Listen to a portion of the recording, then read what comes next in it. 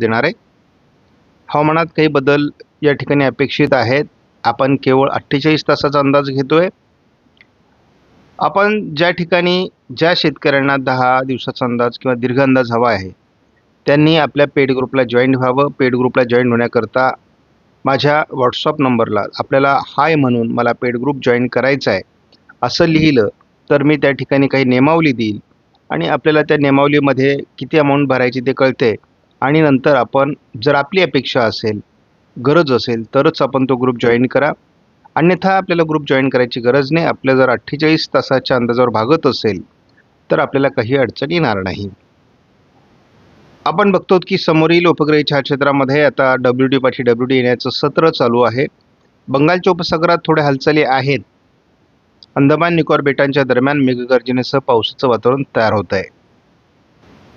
आपण मेघगर्जनेसह पावसाचं वातावरण सध्या पूर्व भारतामध्ये उत्तर प्रदेश आणि अंदमान निकोबार बेटांच्या दरम्यान जे काही कमी दाबाचं क्षेत्र विकसित झालंय या ठिकाणी बघतो. तसं महाराष्ट्रात सध्या निरभ्र वातावरण आहे. भारतीय हवामान खात्याने आता नवीन 1 एप्रिलला दिलेल्या अंदाजानुसार महाराष्ट्राच्या बहुतांश भागात ऑरेंज अलर्ट दिला आहे. मेघगर्जनेसह पाऊस आणि गारपिटीची शक्यता व्यक्त केली आहे. कोकण किनारपट्टीला देखील आज पहिल्यांदा पावसाचा अंदाज दिला आहे. 2 तारखेलाही महाराष्ट्रात ऑरेंज अलर्ट कायम ठेवण्यात आला आहे. त्याचबरोबर छत्तीसगडमध्ये ऑरेंज अलर्ट देण्यात आला आहे. त्यामुळे 1-2 तारखेला महाराष्ट्रात पावसाची शक्यता कायम आहे. म्हणजे येत्या 2 दिवसामध्ये महाराष्ट्रात पुन्हा एकदा काळजी घेण्याची गरज आहे. 31 तारखेपर्यंत झालेल्या पावसाच्या ॲक्टिव्हिटीज म्हणजे 30 आणि 31 तारखेच्या दरम्यान झालेल्या पावसासंदर्भात महाराष्ट्रात नोंद आलेली आहे. विदर्भ, मराठवाडा, उत्तर महाराष्ट्र, मध्य महाराष्ट्रात पावसाची नोंद झाल्याचं या ठिकाणी स्पष्ट करण्यात आलं आहे. भारताच्या बहुतांश भागात या पावसाची नोंद झालेली आहे. CFSच्या विकली अंदाजामध्ये महाराष्ट्रात पावसाचा अंदाज अजून कायम आहे. येत्या 48 तासात आयकॉन मॉडेलने महाराष्ट्रामध्ये मराठवाडा, विदर्भात तसंच पश्चिम महाराष्ट्रात, उत्तर महाराष्ट्रात देखील जोरदार पावसाची शक्यता व्यक्त केली आहे. JFSने देखील येत्या 48 तासात महाराष्ट्रात पावसाचा अंदाज कायम ठेवला आहे. ECMWच्या IFS मॉडेलने देखील अंदाज कायम ठेवला आहे. आपण AIFS मॉडेलचा अंदाज देखील बघतो.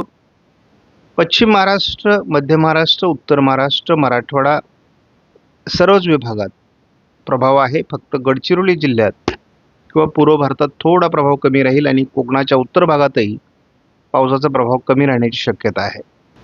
JFS मॉडेलने आज महाराष्ट्राच्या बहुतांश जिल्ह्यांमध्ये पाऊस दाखवला. यामध्ये गोंदिया, चंद्रपूर, गडचिरोली, थोडं नंदुरबार, धुळे, नाशिक पश्चिम आणि कोकणामध्ये पावसाचं प्रमाण कमी राहील. मात्र रत्नागिरी, सिंधुदुर्गच्या पूर्व भागात पावसाचा अंदाज कायम ठेवला आहे व महाराष्ट्राच्या इतर जिल्ह्यातही पावसाची शक्यता कायम आहे. पावसाचा जोर अहिल्यानगर, छत्रपती संभाजीनगर, बीड, पुणे, सातारा, कोल्हापूर या भागात अधिक राहण्याची शक्यता आहे. 2 तारखेला देखील महाराष्ट्रामध्ये गारपिटीची शक्यता आहे. सर्वदूर महाराष्ट्रात पावसाचा अंदाज आहे.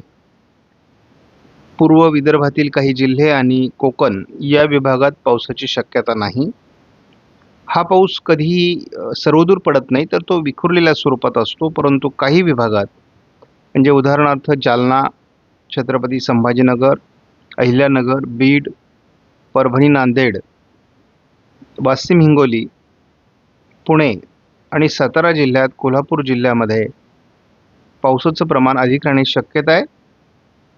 या ठिकाणी थोडं लातूर, धाराशिव, सोलापूरमध्ये 2 दिवसात पावसाचं प्रमाण कमी दाखवण्यात आलं आहे.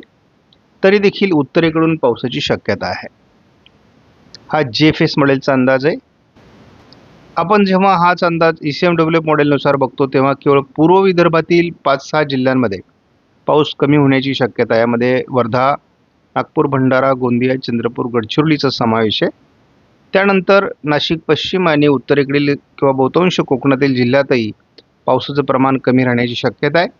मात्र या 24 तासात किंवा 48 तासात पुणे, सातारा, अहिल्यानगर, छत्रपती संभाजीनगर, जालना, बीड, लातूर, धाराशिव, सोलापूरचा उत्तर भाग या ठिकाणी पावसाचा जोर दाखवण्यात आला आहे.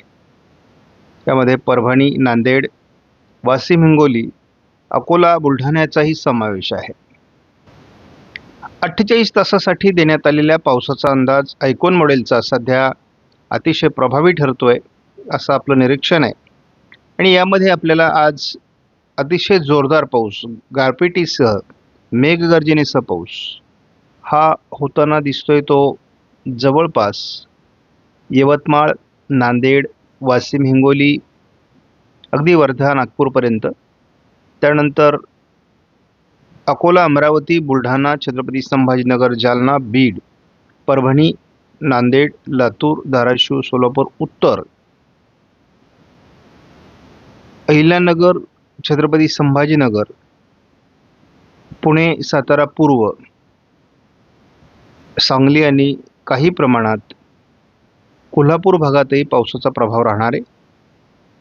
थोडा घाटमाथ्यावर आणि काही अंशाने कोकणात हा पावसाचा प्रभाव कमी आहे. पूर्व विदर्भाच्या काही जिल्ह्यातही पावसाचं प्रमाण कमी दाखवण्यात आलं आहे. उन्हाळ्याचे दिवस आहेत, तापमानाकडे दुर्लक्ष होत आहे. विदर्भामध्ये 38°C,